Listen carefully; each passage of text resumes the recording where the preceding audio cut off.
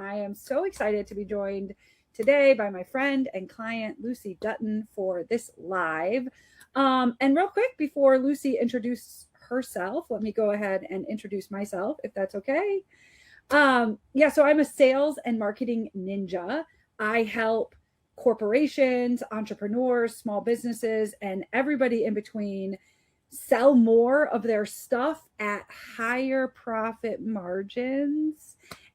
And I do that with 20 years of my corporate background, plus now almost 3 years as an entrepreneur, iterating and saying yes and figuring it out as I go. Okay, so that's a little bit about me. Lucy, tell us where you're calling in from and a little bit more about you. Yeah, for sure. Well, thank you very much for inviting me, first of all, Kristin. It's exciting to be here. I haven't done one of these double ones for a long time. And I'm calling in from the UK, and I'm a holistic or an aligned peak performance coach and speaker. I'm also an international best-selling author. And what I do is, I've been doing that actually, coaching for about 3 decades now, over 3 decades. So I've got a lot of experience helping entrepreneurs to elevate their productivity, their mindset, their confidence. And I also specialize in guiding female entrepreneurs and small business owners to overcome limiting beliefs. That's one of my real key. I love doing that. Aligning with their purpose and creating success with more ease. And then you become more fulfilled and you start to enjoy what you're doing rather than being too stressed what you're doing. So that's a little bit about me. So cool. I'm going to show you something that once in a while we'll have some comments like this pop up. Do you see it on your body? It says 3 decades experience right there on your body. Yeah. Okay, so it's a cool feature of this platform. So I don't want it to like scare you, but anything that you say that I catch on to and I can type fast enough, I'll try to share it and show it for the audience to anchor it. Okay, but so like everybody listen up, because Lucy has 3 decades experience and you are a force to be reckoned with. So what's something that you're working on right now? What do you have coming up? Oh, well, right now I'm working on a couple of things, but the first thing is actually a workshop. It's just an hour and 15-minute workshop, which it's about the 3rd time I've run it, and I absolutely love it. It's all about boundaries. It's called Say No Without Guilt, the boundary blueprint every female business owner needs. Ooh. And so I get a lot of people going, oh, yes, they do. Yes, I do. So it's great fun. And because it's a workshop, it's very interactive. It's not just me telling and teaching. It's me sort of coaching as we go through, and it's interactive as well. So I love doing those kind of, some people call them masterclasses. I call them workshops because that's what I feel it truly is. And you go away from that with something to implement for yourself. Yes. So even if you don't, let's talk about that. Continue on doing anything else, it's like I've got something I can take away with. Yes. I want to focus on that, but I want to like back up the train just for a minute. So yeah, like what's so fun about this topic that's so important, saying no without guilt. And in a minute, you can say the second half of it because I was typing say no without guilt and I missed it. But it's so great because I'm say yes and figure it out, right? And in the concept say yes and figure it out, there's still this notion that you can't say yes to everything. This isn't like the Yes Man movie. It really is when to say no so that you can say yes to your next goal, your next project, the next thing that you're getting after. And there's a chapter in the book called The Permission to Say No. So I know that you popped up in one of our shared communities and was like, oh, I have this cheeky workshop, Kristin, you'll think because of your topic. And obviously, like I just love it so much. So I wanted to pause and honor that. So now say like a little bit more about what it is, and then I'll ask you more about like what you do in it. Okay, that way we're not barreling down the train track. We're adding real like context here.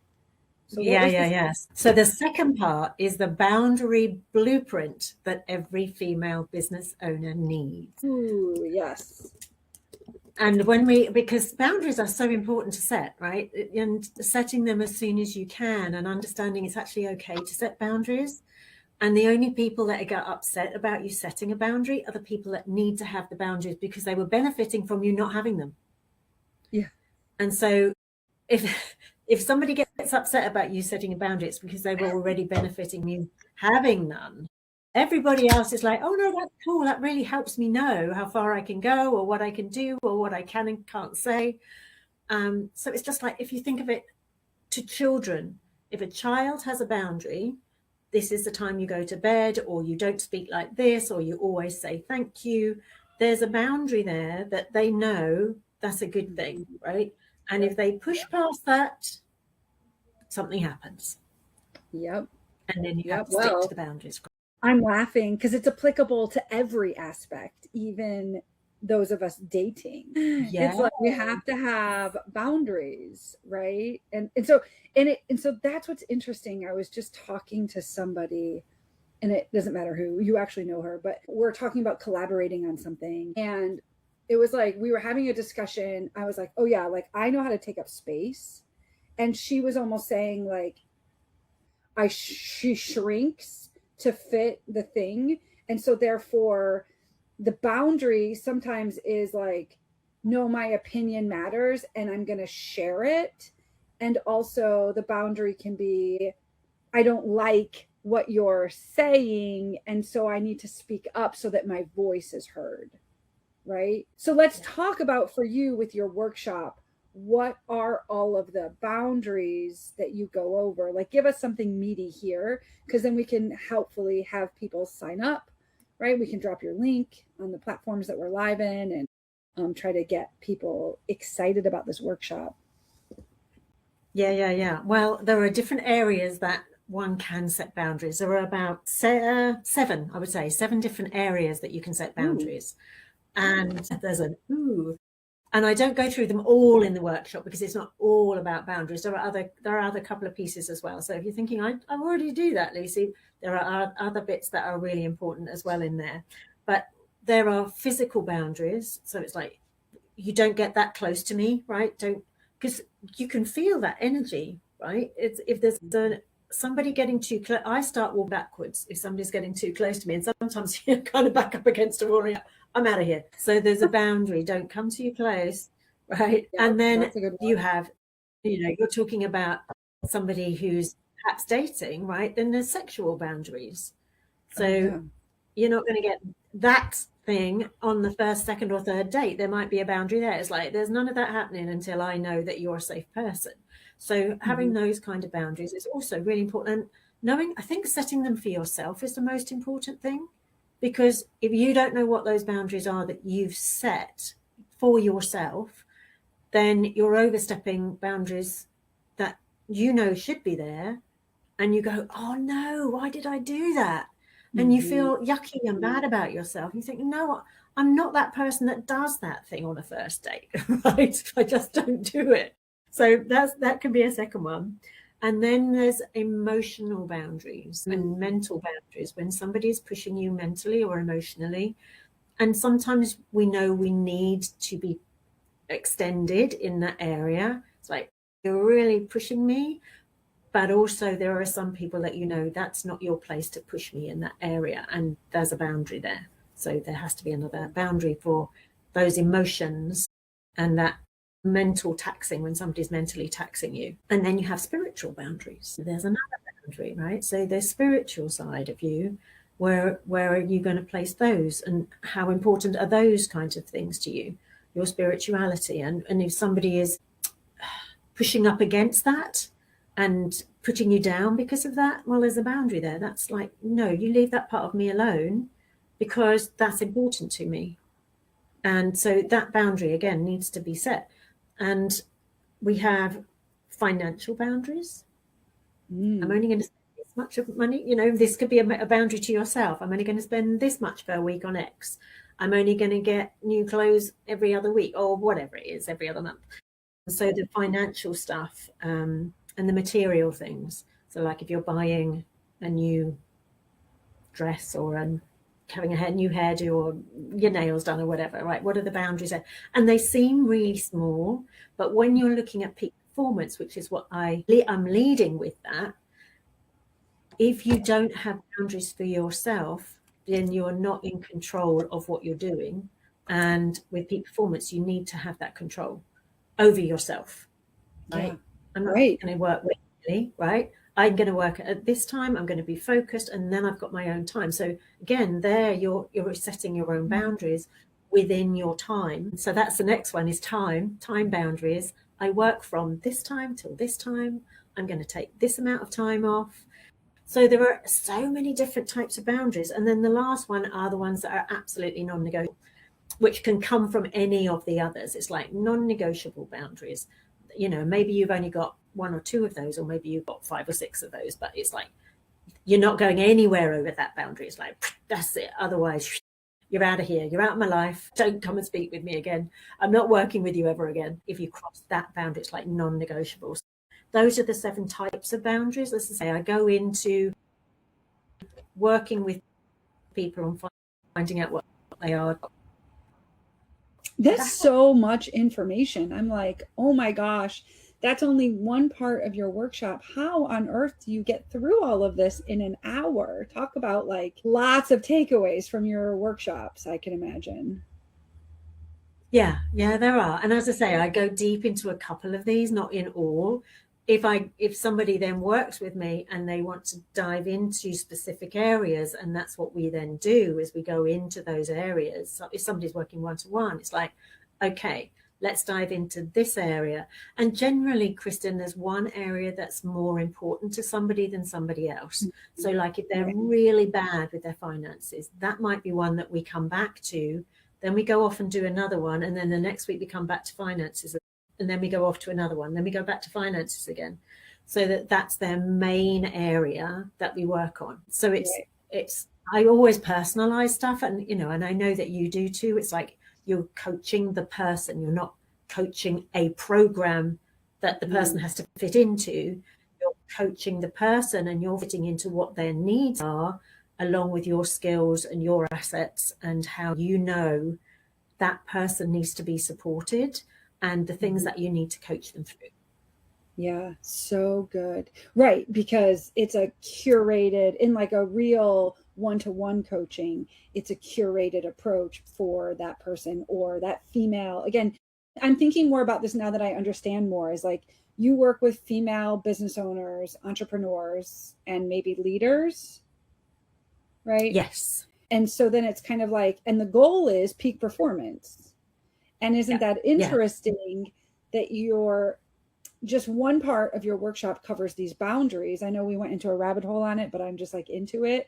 So it's like the boundaries, you talk about finances and spirituality, and maybe there's even a health component, because it's like, yeah, if I want to scale to my first million or reach a $10 million goal, I have to have boundaries around like honoring what I say I'm going to do when I'm going to do it. And that includes everything that impacts me as a human being, so that I get the right amount of sleep, I'm feeding my body with the right amount of nutrition, and I'm showing up and working the best when I'm working, not sitting at my desk for the sake of the fact that it's a work hour. It's like, no, I'm actually working. And then when I'm done working, I'm done working. It's like, so anyway, that's what I picked up on what you were saying. I really like it. Yeah. And and to your point, Kristin, it's like when you're sitting at your desk, part of peak performance, again, is knowing what your priorities are. It's knowing you've got clarity on what you're going to do, and they've got your things around you that are going to help support you to get it done now, rather than it's like, oh, it's over there somewhere, and you're taking half the time searching for the flipping file or the website that you need to get to or whatever. It's like you've got that clarity there before you sit down and do your hour, 2 or 3 focus time. And so that comes into the peak performance side.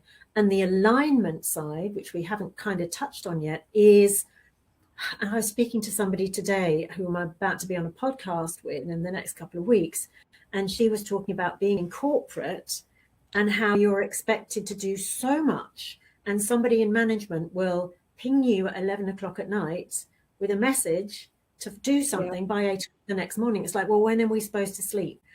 And feeling like they do so much and they're not seeing the return on the investment and of their time. And so because of that, they're losing a part of themselves. They're losing that, especially women, but also men. It's like that alignment with themselves, the spirituality side, the family, tuning into all of that stuff, being present, working on themselves, because all they're doing is just focusing on their company, their business, whatever it is, that thing that they've got to reach that high level of peak performance.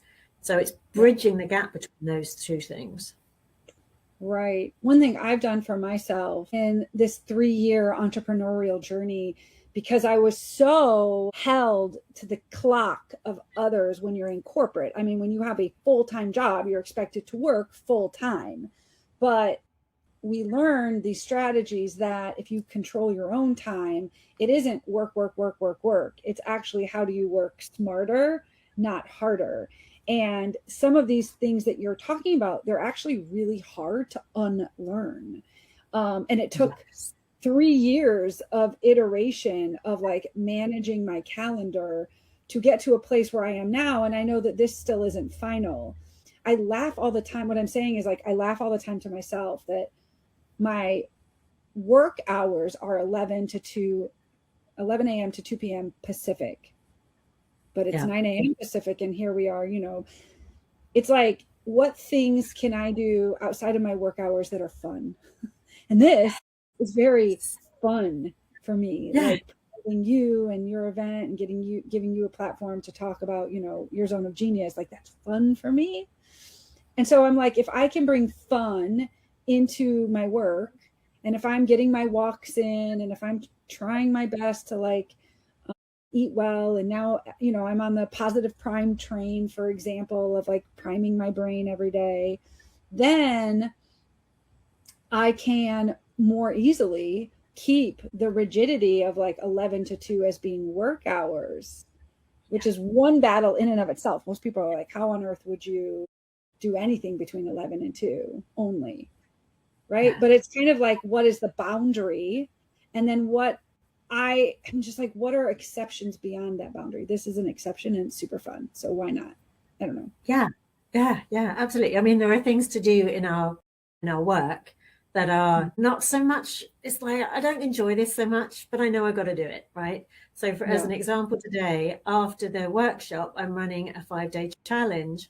And I knew I needed to change all of the email dates and times and links and all of that stuff. And it's like, I know I've got to do this, and I know it's going to take a while. So let me just focus and get in there and do it. That feels more like work than this, which is like, I'm just having a chat with a friend and sharing my thing. It'll help more people, and more people can get support because we're having this fun together. We're having this conversation, right? So I think you're absolutely right. When you're settling down to work, it's like I've got to do the thing that I perhaps don't enjoy quite so much. Might be sending out messages to people and invitations. It might be getting back to emails and all of that stuff. So having the fun in between is you got to do it. But like, it's almost like you and I know that, but I bet it comes out naturally in your teachings, even either in the workshop or specifically in your one-to-one, because so many of us who spent years and years, I spent 20 years in corporate, and I loved it, but it wasn't fun. It wasn't fun in this way. Or I would have ideas like, hey, I want to do a panel, or hey, like, I was volunteering on this nonprofit for years in my industry. And even I was doing this live series, but respectfully, there was a lot of red tape around the bylaws and the processes and the procedures. And so if there's red tape in a nonprofit like that, obviously there's red tape in a corporation. And so you have ideas to have fun, and it's nobody's fault. It's just like how the corporation is set up. Like, you're like, ugh, but you can't do it that way. Or like, you can't do that. And so I just think that this is probably something you do teach people, and and I also teach people this because it's just so important. It's not to be understated. Like, don't kill yourself in implementation. Don't work yourself to death. And with your boundary strategy, right? Like, bring the fun. Yeah. And I have people that is like, but if I've got those boundaries, it sounds really strict, right? It sounds like I can't have the fun, but it allows you to get things done. It gets things done faster because you've got the boundaries. It's like, I'm going to stop at this time, or I'm going to start at this time. You get the thing done fast, as long as you've got that clarity and all the other peak performance stuff in place. And then guess what? You have time to have more fun. And so you are going to have more fun. And if you just try it, if you just get on that, I'll give you an example. There was one lady from, I think it was last year, beginning of last year, maybe 18 months ago, and she had never set boundaries. She'd never set goals ever in her whole life. She's like over 50, and she didn't know how to. So she had never done this before. So we walked her through how it might look, what she might see, who she needed to set the boundaries with, how she might speak to them, because sometimes that's it, is if I even start the conversation. And she keeps on coming back to me saying, Lucy, I'm implementing this, it's so good, I never thought I'd be able to do it, and people are absolutely fine and they're really happy and they know when to come and speak to me. She's, a seamstress, and she's a head seamstress at a theatre company. She's amazing, but everybody wanted her time and she needed to have her own time without them. And so her joy is that she's got joy back in her life, and she can go and do more gardening, which is what she loves doing, because she set boundaries. It's given her more freedom. That is music to my ears. Both the fact that this is a real life example of your strategy in action, and I love gardening also. One of the things, it's pretty warm here in Southern California, even being early February. We've been very, very, knock on wood, lucky this winter season, but I can't wait until the weather is just fully vibrant and sunny. And I'm sure you too in the UK are looking for sunny days ahead. When I can get my garden back going. Okay, Lucy, what else are you doing in the workshop? You don't have to give it to us all because you've already given us a lot, but like you said, the boundary section is just one part, and I went in a rabbit hole. So what else can people do? Yeah. Well, do I share the other two? It's two other parts of peak performance. So the boundaries is what you can use in the other two parts as well, but it is also helping you with peak performance. So what I would say is come to the workshop and find out, because when you use all three parts, then you are definitely going to go away with something. So like I said at the beginning, boundaries is something you've got ticked off your list and you're like, I'm good with that, Lucy. I'm sus with my boundaries. Still come for the other two parts, even though you don't know what they are, because I'm not going to tell you, because it will help you with your peak performance. And you might find something in the boundaries section along with the other two where you, that is something I hadn't thought of. So I can set a boundary in that area over there to help me even more to be successful, right? So, yeah. So I think... go ahead. I was just going to say, I'm going to keep it top secret. But I think like that's... So then it's good that we dug deep into the boundary section, because there's always an epiphany. If you have an open mind, right? There's a woman named Dr. Barbara Fredrickson, and she talks about this theory where you either see abundance and you see more and you see like openness, or you shrink. If you keep an open mindset about the possibility that, I have my boundaries in place and I'm rigid and I've got all my goals, but if you're open to the possibility that there would be something, a nugget worth 1 hour of time is nothing in the scheme of things where you're teaching all of this. And if you learn, I believe in like the 1% model. It isn't like somebody, like even when you invest in coaching, right, or consulting personally, or in others invest in you, it isn't some big grandiose plan that like ultimately gets created as a result of that. A lot of times it's 1%, and the 1% shift makes all the difference. That's what turns the dial in any business. It's because the consistency compounds little tiny bits. And so if there's one thing that somebody learned from the workshop, even if their boundaries were set and locked and they came in with an open mind, that's what makes all of the difference. for anybody to succeed, because they'll find that one thing and they'll turn the dial in their business or their leadership 1%, and they'll go off to have better growth or whatever it is for them. Yeah, and so cool. I'm okay. It's okay. I was just going to say, to your point, if you go to a seminar or something like that, it can just be one sentence or one word even that you take away from it to make that difference in your business. One word can make that difference. It's like, oh, that's going to make the just never know. It's like you say, that open mind, and sometimes it's not coming from a learning perspective. Sometimes it's coming from if I was teaching and I'm somebody who is a coach or a teacher, what could I learn from that I could use over here from a teaching perspective, right? So you can learn things from different perspectives. So if it feels good, do it, and if it doesn't, that's okay. When is it? Tell us when it is. Today's Thursday, the 5th. Yeah, it's a week today, so it's Thursday the 12th. It is 5 p.m. Greenwich Mean Time, so noon Eastern and 10 Pacific. Is that right? No. Yeah. You're 9 Pacific. Oops. Yeah. 9 Pacific. Yes.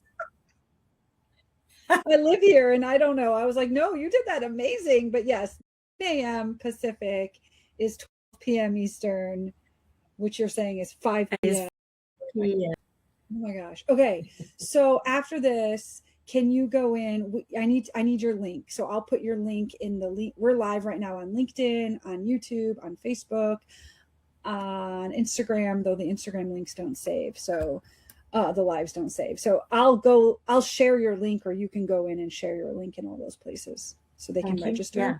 And it's actually very easy. It's lucyjdutton.com/boundaries. Oh. Okay, hold on. lucyjdutton.com/boundaries. Is it a backslash? Is that a backslash or a forward slash? Okay, hold on. I can't actually see what you've done. No, I'm going to put it right here. But isn't that a backslash? I always say backslash. Is that a forward? That's forward. That's leaning forward. Yeah. Backslash is that way because it's leaning backwards. See, I have an open mind and I just learned something new. I wish there was a poll feature, because I'm dying to know if other people think that that's also a backslash. Anyway. Yeah, so it's leaning forward into the next part of the sentence. Okay, I see. Yeah, super easy. Yeah. Good job making it very, very, very easy. And you've got some testimonials on this website. Awesome. Okay, so just go there and reserve your spot and join Lucy at her workshop. Yeah, it's complimentary, so come along and have some fun. Oh yeah, look at that. It's free to attend. I can't believe it, Lucy. Was there anything else for today, or we can go ahead and wrap up? But thank you so much for joining. No, I think that's enough for the audience, and we've had great fun together. So thank you so much. And yeah, I will see you soon. And if you're listening in, hopefully I'll see you soon too. Okay. Thank you. Bye.